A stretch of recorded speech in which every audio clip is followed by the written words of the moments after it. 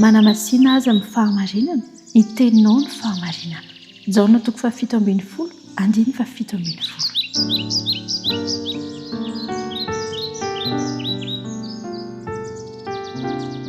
Tsarovy fa tsy mahasoa antsika velively ny fahamarinana toriana raha tsy hamasinina amin'ny alalany isika.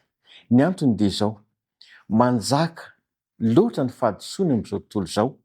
Noho izany, ilaina ny fahafantarana ny fahamarinana amin'ny alalan'ny soratra masina izay tsy azo amasinina amin'ny fahadisoana mantsy isika.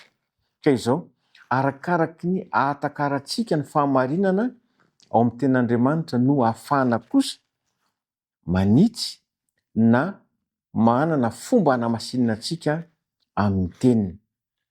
Tadio dia izao, eto amin'izao tontolo izao isika mba ho zaham-toetra. Amin'izany, voalohany indrindra dia hoe omen'Andriamanitra fotoana isika ahitany ny fankatoavantsika. Faharoa, noho izany dia aoka tsy ho afa-po mihitsy isika raha tsy manana fifandraisana velona amin'Andriamanitra, satria sarotra ny hatrehina izany amin'ny vanim-potoana toy izao. Satria ho rentsika ny feo amin-taonantsika hiala amin'ny fahamarinana. Kanefa raha mibanjina voninahitran'Andriamanitra isika ary indrindra miezaka hanao ny sitrapony, dia ho rentsika ny feon'ilay mpiandry miantso antsika sy manoro-hevitra antsika. Fa ny tena mipetraka izany dia izao: inona ary ny tokony ataontsika? Asaina isika hijery amin'ny fitaratra, dia tsyna izany fa lalàn'Andriamanitra eo antsika no mahita ny lesika eo amin'ny fiainantsika.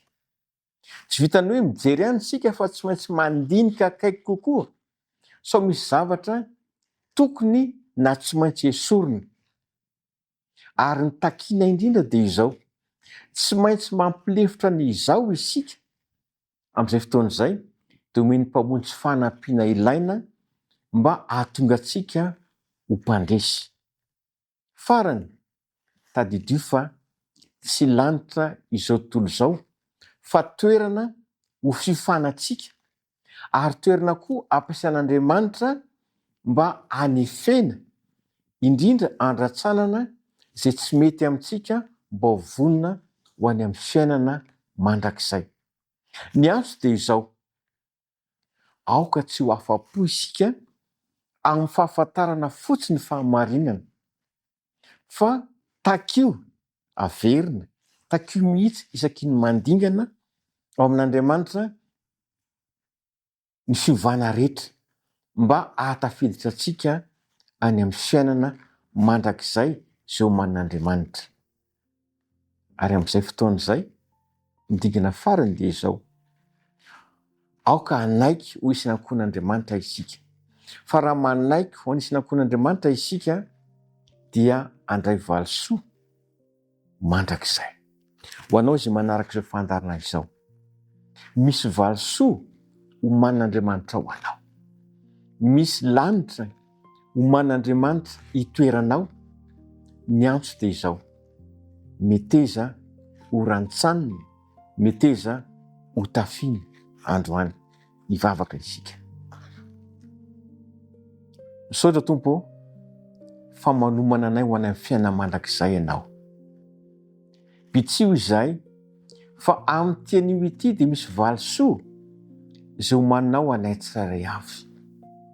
Tompo masonao, betsaka ireo fitsapana, betsaka ireo lalan-tsarotra izay toa misarika anay hanalavitra anao.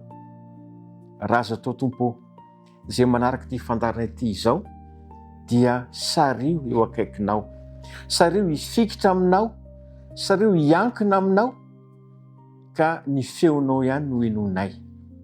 Mahatoky izay fa hanomana fiainana sy lapa vaovao anay ianao, ka dia ny fanirianay dia ho tonga amin'izany indray androany, amin'ny anaran'i Jesosy. Amen.